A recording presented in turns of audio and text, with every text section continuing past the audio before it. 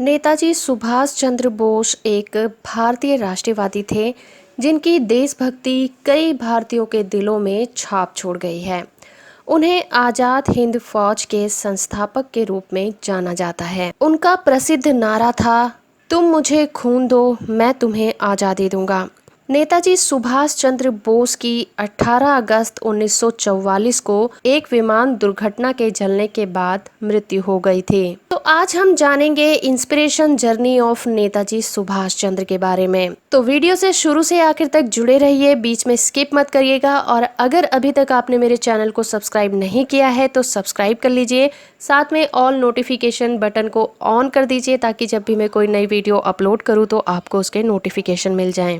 सुभाष चंद्र बोस को असाधारण नेतृत्व कौशल और करिश्माई वक्ता के साथ सबसे प्रभावशाली स्वतंत्रता सेनानी माना जाता है। उनके प्रसिद्ध नारे हैं, तुम मुझे खून दो, मैं तुम्हें आज़ादी दूंगा, जय हिंद और दिल्ली चलो। उन्होंने आज़ाद हिंद फौज का गठन किया था और भारत के स्वतंत्रता संग्राम में कई योगदान भी दिए थे। उन्हें अपने उग्रवादी दृष्टिकोण के लिए जाना जाता है, जिनका इस्तेमाल उन्होंने ब्रितानी हुकूमत से स्वतंत्रता हासिल करने के लिए किया था।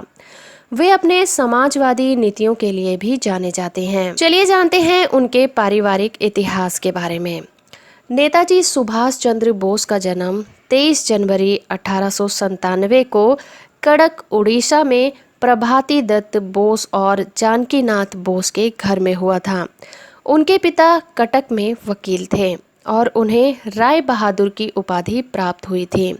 सुभाष प्रोटेस्टेंट यूरोपियन स्कूल से स्कूली शिक्षा प्राप्त करके प्रेसिडेंसी कॉलेज से स्नातक कर चुके थे। 16 वर्ष की आयु में वे स्वामी विवेकानंद और रामकृष्ण से बहुत प्रभावित हुए थे। इसके बाद उन्हें उनके माता पिता ने भारतीय सिविल सेवा की तैयारी के लिए इंग्लैंड के कैम्ब्रिज विश्वविद्यालय भेज दिया था।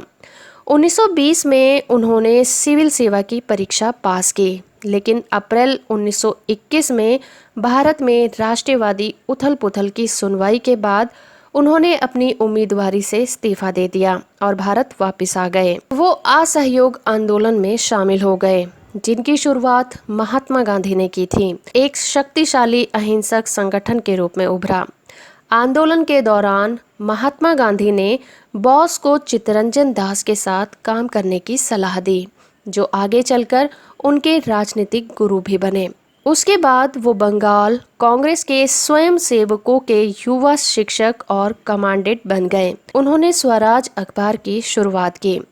सन 1927 में जेल से रिहा होने के बाद बोस कांग्रेस पार्टी के महासचिव बने और जवाहरलाल नेहरू के साथ भारत को स्वतंत्रता में महत्वपूर्ण भूमिका निभाई। सन 1938 में उन्हें भारतीय राष्ट्रीय कांग्रेस का अध्यक्ष चुना गया और उन्होंने एक राष्ट्रीय योजना समिति का गठन किया, जिसने व्यापक औद्योगिकीकरण की नीति तैयार की। हालांकि वो गांधीवादी आर्थिक विचार के अनुरूप नहीं था, जो कुटीर उद्योग की धारणा से जुड़ा हुआ था और देश के अपने संसाधनों के उपयोग से लाभान्वित था। बोस का संकल्प 1939 में आया, जब उन्होंने पुनर्मिलन के लिए गांधीवादी प्रतिद्वंदी को हराया। गांधी के समर्थन की कमी के कारण उन्होंने इस्तीफा दे दिया। चलिए अब जानते हैं सुभाष चंद्र बोस और फॉरवर्ड ब्लॉक का गठन के बारे में। All India forward block Bharat में एक वामपंथी राष्ट्रवादी राजनीतिक दल था, जो 1939 में सुभाष चंद्र के नेतृत्व में भारत कांग्रेस के भीतर एक गुट के रूप में उभरा था। वे कांग्रेस में अपने वामपंथी विचारों के लिए जाने जाते थे। फॉरवर्ड ब्लॉक का मुख्य उद्देश्य कांग्रेस पार्टी के सभी कट्टरपंथी तत्वों को लाना था, ताकि वो समानता और सामाजिक न्याय के सिद्धांतों के पालन के साथ भारत की पूर्ण स्वतंत्रता के अर्थ का प्रसार कर सकें। सेकेंड वर्ल्ड वॉर के दौरान आज़ादी के लिए संघर्ष में एक महत्वपूर्ण विकास आज़ाद हिंद फौज का गठन और कार्यकलाप था, जिसे भारतीय राष्ट्रीय सेना या INA के रूप में जाना जाता है। भारतीय क्रांतिकारी रास बिहारी बोस, जो भारत से भागकर कई सालों तक जापान में रहे, उन्होंने दक्षिण पूर्व एशिया के देशों में रहने वाले भारतीयों के समर्थन के साथ भारतीय स्वतंत्रता लीग की स्थापना की थी। जब जापान ने ब्रिटिश सेनाओं को हराया और दक्षिणी पूर्वी एशिया में लगभग सभी देशों पर कब्जा कर लिया, तो लीग ने भारतीय युद्ध बंदियों को शामिल करके भारतीय राष्ट्रीय सेना का निर्माण किया। जनरल मोहन सिंह, जो ब्रिटिश भारतीय सेना में एक अधिकारी थे, उन्होंने सेना को संगठित करने की महत्वपूर्ण भूमिका निभाई। इस बीच सुभाष चंद्र बोस 1941 में भारत से भागकर जर्मनी चले गए और भारत की स्वतंत्रता के लिए काम करने लगे। सन 1943 में वो भारतीय स्वतंत्रता लीग का नेतृत्व करने के लिए सिंगापुर आए और भारतीय राष्ट्रीय सेना आज़ाद हिंद फौज का पुनर्निर्माण करके इसे भारत की स्वतंत्रता के लिए प्रभावी साधन बनाया। आज़ाद हिंद फौज में लगभग 45,000 सैनिक शामिल थे, जो युद्ध बंदियों के साथ साथ दक्षिणी पूर्वी एशिया के विभिन्न देशों में बसे भारतीय भी थे। सुभाष चंद्र बोस अब नेताजी के रूप में लोकप्रिय थे।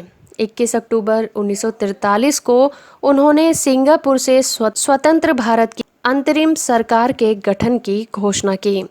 नेताजी अंडमान गए, जिस पर जापानियों का कब्जा था, और वहां उन्होंने भारत का झंडा फहराया था।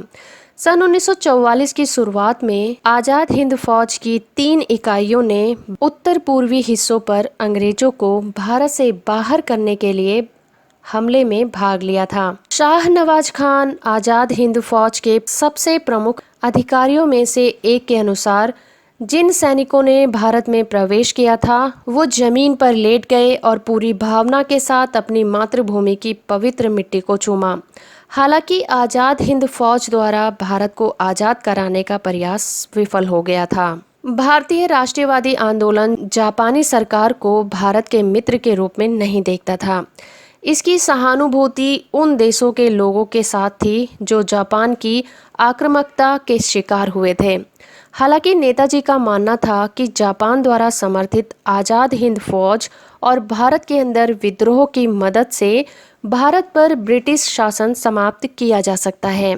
आज़ाद हिंद फौज का दिल्ली चलो नारा और सलाम जय हिंद देश के अंदर और बाहर बसे भारतीयों के लिए प्रेरणा का स्रोत था। नेताजी ने भारत की आज़ादी के लिए दक्षिणी पूर्वी एशिया में रहने वाले सभी धर्मों और क्षेत्रों के भारतीयों के साथ मिलकर रैली की थी। भारतीय महिलाओं ने भी भारत की स्वतंत्रता के लिए गतिविधियों में महत्वपूर्ण भूमिका निभाई थी।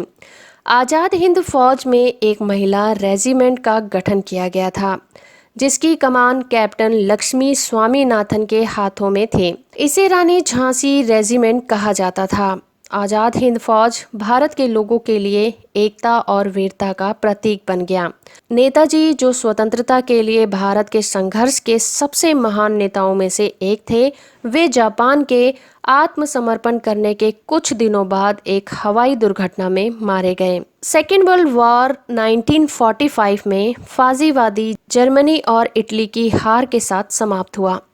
युद्ध में लाखों लोग मारे गए थे। जब युद्ध अपने अंत के करीब था और इटली और जर्मनी पहले ही हार गए थे, यूएस ने जापान, हिरोशिमा और नागासाकी के 2 शहरों पर परमाणु बम गिराए थे। कुछ ही पलों में ये शहर जमीन में धंस गए और 2 लाख से ज़्यादा लोग मारे गए थे। जापान ने इसके तुरंत बाद आत्मसमर्पण कर दिया। हालांकि परमाणु बमों के उपयोग ने युद्ध को समाप्त कर दिया था, लेकिन इनसे दुनिया में एक नए तनाव और अधिक से अधिक घातक हथियार बनाने के लिए एक प्रतिस्पर्धा सा हो गया था, जो कि पूरे मानव जाति को नष्ट कर सकता है। तो ऐसे थे हमारे नेताजी सुभाष चंद्र बोस। आई होप कि ये जानकारी आपको पसंद आई होगी।